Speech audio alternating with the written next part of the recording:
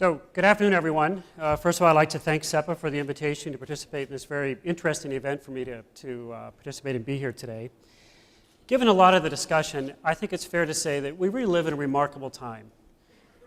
We live in a time when a number of technologies will come together to fundamentally transform business and many other things in our life, which many people are now calling the second industrial revolution, given the wider impact that technology is having on society, be it the economy, be it ecology, be it social, and even political.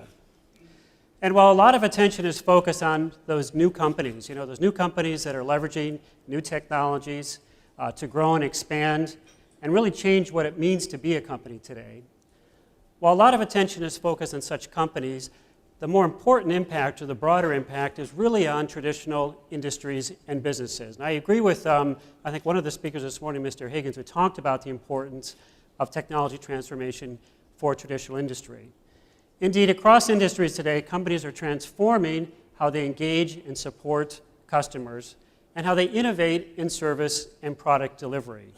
And of course, information and communications technologies are really at the center of this transformation that's taking place. And of course, we can see this in a lot of places around Europe today. For example, take the case of Audi, which has teamed up with DHL and Amazon to launch a parcel-to-delivery car service, which was piloted this last year. Or take the case of Lego, which has really expanded what it means to play to combine both the digital and the physical worlds through its Fusion and Mindstorm products. Or if you take the case of Airbus Industries. If any of you have had the opportunity to fly in an A380, and if any of you have ever had the opportunity to fly business class, which I had one time, I can tell you it's a remarkable experience. But it's an experience that's built upon 700 applications and 7 million lines of code. So in many respects, the Airbus A380 is really a flying data center. Or think of the changes taking place in healthcare, the National Health Service in the UK, that's looking to leverage mobile technologies to improve remote management care and patient care. Or think of the changes that are happening in the banking sector with traditional retail banking services and how these have been transformed through the impact of mobility. These are all examples, of course, of companies that are leveraging technology or digital technologies to innovate, to transform, and to support customers differently. Now, you may say, IDC, that's fine. We see this happening around us. We've been talking about this all day, haven't we? So what can we expect going forward? What's important to consider? Well, we believe from 2016 and going forward, the key ingredient of the market is a factor of scale. We're going to see a scaling up investments in new technologies. We're going to see a scaling up in the amount of information that's being used and deployed and utilized within companies for some type of advantage. We're going to see scale up in the number of coders and programmers that are producing all these new applications and services built on these new technologies. We're also going to see a scaling up of the disruption that we can expect to see, which is already happening in the ICT industry, and of course will also happen in the ICT industry here in Greece. And we also expect to see a scale up of the number of companies that are pursuing digital transformation initiatives. By digital transformation, we mean simply, or we define that as companies that are leveraging new technologies to create some type of competitive advantage and value through new business models, through developing new relationships with suppliers and customers, and through the introduction of product services. And the stark reality is that companies in many industries across Europe today are under intense pressure, on one hand from their competitors within the industry, but increasingly from their customers, who increasingly expect that their suppliers, their companies, digitally transform and leverage new technologies. And so we anticipate by 2017 that something like 2/3 of CEOs of FT enterprises, the top 500 enterprises in Europe, will have digital transformation at the center of their corporate strategies. And this is important because it means a couple critical things, implications. First of all, an increasing share of annual IT spending for most organizations is going to be focused on digital initiatives going forward. Secondly, the roles and functions within organizations and companies, who's deciding and funding IT is going to change with a larger share of line of business executives. We think something like, in most developed markets, something like 60% of all decisions around IT and all funding around IT will come from lines of business by 2018. And thirdly, we're going to see a lot of disruption. We anticipate to predict that the top 30%, the top 20 companies in almost every industry across the world are going to be disrupted. either by a traditional company that's leveraging technologies in new ways, or a new company that really puts digital technology at the heart of its competitive advantage. Digital transformation is also going to change the type of IT spending that we're going to see in the market, because it really puts many of these newer technologies, which we call third platform technologies, this combination of cloud, big data, social, mobility, really at the heart of the IT world. And so we anticipate that going forward that something like 50% of organizations' IT spending will be for the third platform technologies, solutions, and services. And this will actually increase over a period of time. And again, this has important implications. First of all, most digital initiatives will be based on investment in new technologies. This is important because it's going to help transform the ICT industry in the market and also here in Greece. Second, it means that enterprise IT is going to have to change. We know there's a challenge in this country with IT users about the focus on optimization and infrastructure, but we anticipate an evolution of enterprise IT from a focus on infrastructure to a much stronger focus on leveraging newer technologies, particularly as we see an impact of the cloud. And thirdly, of the spending that we project around third platform technologies, something like 70% is going to be for applications and services that do not exist today. So if you think kind of going forward, I know we have a whole event here today about the future of the industry. There are a lot of unknowns out there. There's a lot of developments going to take place that are really going to provide an impetus to growth in the ICT industry going forward. But there's a couple qualifiers to this. While we're going to see, or currently see, a lot of investment in mobility, we've talked a bit about analytics today, it's really cloud that's most important. And it should be clear to every executive here in the room that cloud is the foundation for enterprise IT. And in fact, all these other technologies that we've talked about today, and some of the newer technologies I'll mention in a moment, are not possible without cloud as a foundation. And so we anticipate a lot of investment, a lot of scaling up of investment in cloud services going forward, to the point that something like, as you can see, at least half of IT spending will somehow touch on some type of cloud services, either public services, of course, the investment that we see around private cloud infrastructure. Now, while cloud is important, the digital economy is really being enabled by this very rapid pace of change that we see with technology, this rapid development in technology. And if anything going forward, there are a number of other technologies that are going to even have a more profound impact upon industries once they begin and scale and deploy. And here I'm talking about what we call at IDC, information accelerators. And I'd just like to run very briefly through a couple of these. And we only have 15 minutes for this. And look at the first one is cognitive systems. Systems that ingest large amounts of data, observe, analyze, suggest, and even respond, and even potentially make suggestions.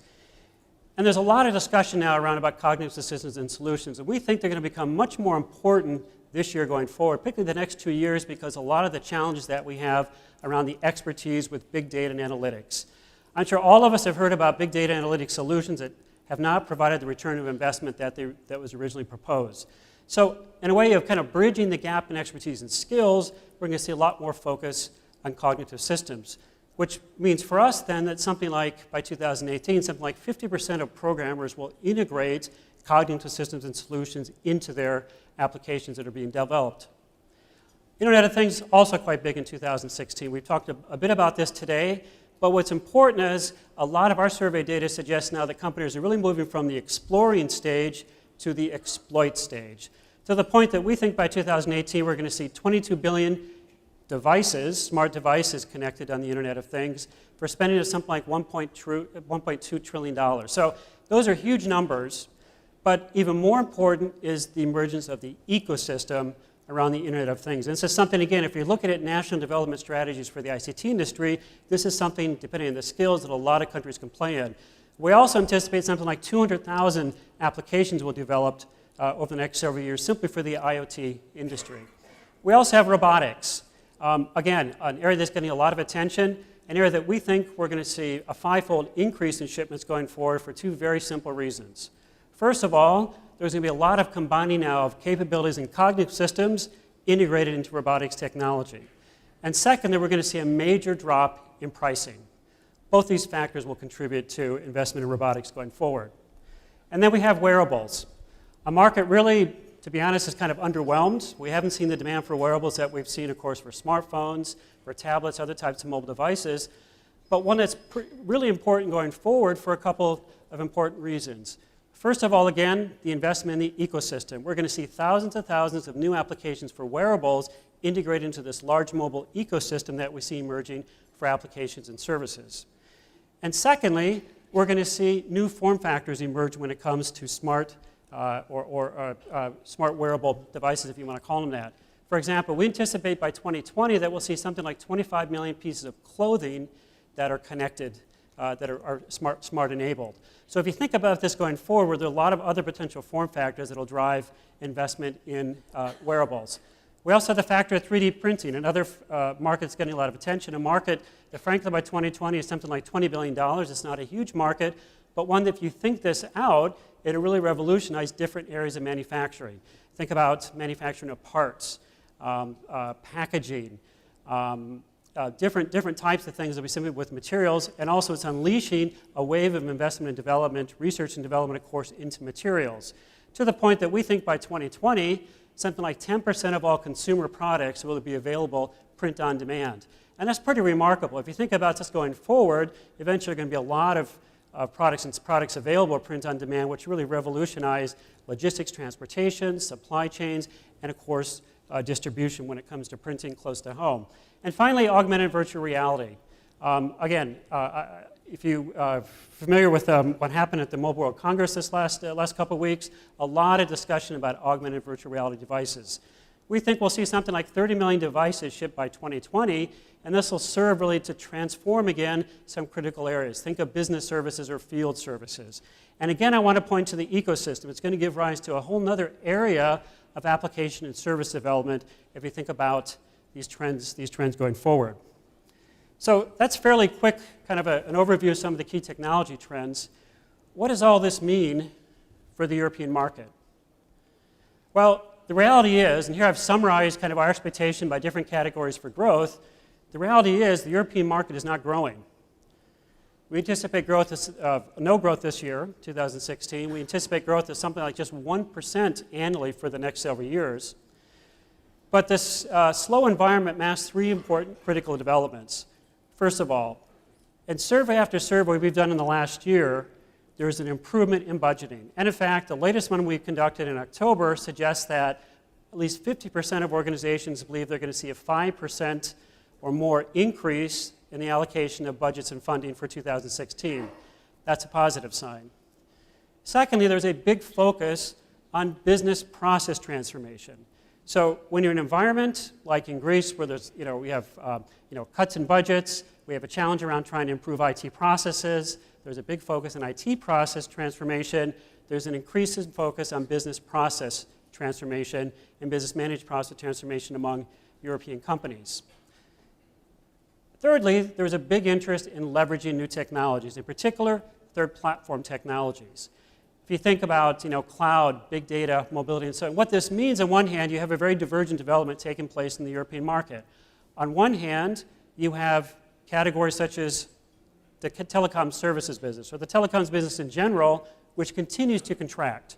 Revenues continue to drop, but these are partly being offset by very dynamic growth that we see in subsegments, particularly when it comes to the share in software and services. Take, for example, public cloud services, which are expanding simply for the services component, not including the infrastructure for service providers or hybrid cloud infrastructure. We're seeing growth of 20% annually to a point that we're going to see a market that's 40% larger by 2019. So a big wave of cloud investment in Europe, as I mentioned before. And we're also seeing a lot of pockets of growth in mobility. While the services component of that is not growing, with the exception of the mobile data services segment in some countries, we're seeing investment in mobile management, mobile security, and particularly when it comes to different types of mobile applications and services. Again, thinking about this large mobile ecosystem that is emerging if you combine smartphones, tablets, wearables, and other types of devices. And we see a lot of investment in big data analytics, a topic that has been mentioned multiple times today. And finally, of course, security, which really remains a critical priority. If you think about the impact of all these technologies on companies, on the industry as well as companies, security remains at the top of IT concerns or IT priorities when it comes to most businesses and organizations. So that's the impact in Europe. What about the market in Greece? Oh, well, let's go back touch base on one other point with back to Europe. The other important thing we have on hand, increase in budget, but we also have an increase and a major change taking place in the willingness to focus on one hand growth and the other hand innovation. And this is a very positive sign, because although we have this fairly stagnant environment, it really says that underneath there's a transformation taking place on one hand in the ICT industry that is driving growth, and on the other hand, it reflects a transformation taking place in all types of traditional industries as they leverage new technology. So in the same survey, you can see that more than 40% of companies are now focused their IT budget more on growth and innovation. So this is a big change. And some of this has to do with newer technologies. Again, if you point to look at some of the same survey materials, you point to their interest in some of these new technologies I mentioned, natural user interfaces, this is VR and AR. There's a big interest, 3D printing, Internet of Things. I mean, the data is somewhat inconclusive. We're really at an early phase, but we track this year on year, and I expect to see in 2016 and 17 a major change, a number of companies that are either using new technologies or planning to use new technologies over the next several years as they look to transform or leverage IT to transform their organizations. So what does this mean for the market in Greece?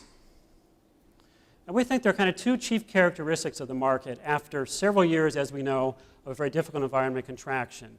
On one hand, stabilization.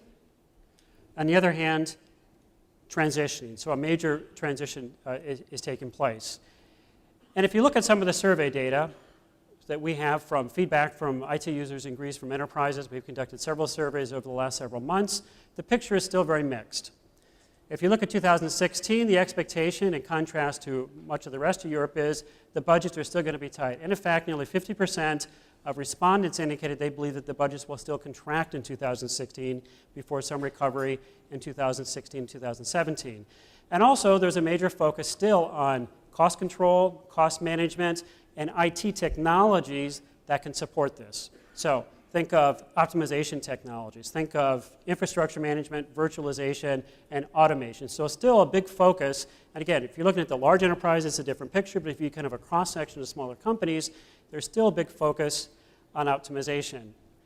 But there is equally a big focus, or interest, I should say, that we find on trying to leverage new technologies. A sense that if companies don't get active in leveraging new technologies, they're going to be left behind within the larger European market. And so this is driving new types of investment. And again, we have this phenomena where we have traditional segments like telecom services, so hardware, fixed, and mobile services, which are either not growing or contracting, partly being offset, particularly by growth that we see in the software and services business. So if you look at kind of the overall market going forward, we think we're going to see a further drop in 2016 of about 1% to 2%, but then we see pretty much flat with marginal growth over the next several years. But it's important to think about what's happening underneath the covers, because there's a major transformation taking place that really has implications for the local ICT industry. So we see pockets of growth. Software, IT services, data service when it comes to mobile data. It's one segment that's still growing. And we still see growth in mobile devices when it comes to investment. We also see a lot of interest in investment, at least from a software perspective. Some of this growth is being derived by greater investment in security. Business intelligence, not analytics, business intelligence application as opposed to analytic solutions. And IoT, which has come up in repeated surveys as an area of growth. And also from an IT services perspective, application development is big, which is an indication, again, supporting the growth that we see in the software side, so leveraging software for transformation. And we see a much greater interest in cloud and other types of operations management, which really means leveraging external services. So overall growth, a drop in 2016, but then we anticipate some modest recovery, so some modest growth as we go forward. Now, this is a lot of change and transformation taking place. It's affecting industries, it's affecting executives, it's affecting the ICT industry, the local ICT industry. And if anything, the IT and the IT organization will be equally, if not more, affected by this transformation that's taking place. For it's pretty clear that IT faces significant challenges. You have the challenge of scalability. You have the challenge of dealing with complexity. You have the challenge of dealing with scale, or a challenge of dealing with availability. And you also have the challenge in IT is how do you evolve the IT organization to move from an organization that focuses on IT as a service, which is quite often the state of IT here in Greece, to IT as a source for transformation and innovation with organizations. And digital technologies, of course, can help with this. They can lead to greater efficiency. They can help reach new customers. They can help develop new revenue streams. They can help to innovate. But we know transformation, IT transformation, is complex and multifaceted. So in many of our discussions with customers and users around the world, the kind of 5 things that we think are important to consider for any organization that's going through digital transformation. So first of all, organizations need to think about leadership transformation. And this really means within organizations. It could be IT leading this, it could be a chief digital officer, some type of C-level function is leading a digital transformation agenda and also has the authority and the ability to execute on it, which is important. So a lot of companies have a strategy, but there are a lot of challenges around execution. And again, this could be led by IT, but doesn't have to. Regardless, IT or the CIO has a critical role to play because of the CIO's background in technology when it comes to the choices with technology for companies. Secondly is Omni experience transformation. This really means combining the physical and digital experiences of your customers to improve customer support and also introduce more customer personalization. Thirdly is information transformation. Looking to use information as a competitive advantage within your industries and organizations and have a strategy for doing that. In essence, becoming an information-driven business. Thirdly, operating model transformation. This is really looking at business processes and understanding what processes and opportunities they are to leverage IT to develop new revenue streams. And finally, workforce transformation. And we had a very interesting session before looking at skills and expertise here in the Greek market. But the challenge really is not so much what the government can do for skills, what industry, but really what type, the mismatch that we have today between the expertise and skills being produced within schools and organizations and what's really required by the market that's dealing with all this disruption and transformation that we see there today. In summary, I think it's fair to say we are experiencing a once-in-a-generation transformation where we think that almost every industry will fundamentally transform and transform really forever. And the reality is that every organization needs to become a technology, digital company in the new marketplace. We've all heard the saying, every company needs to become a software company.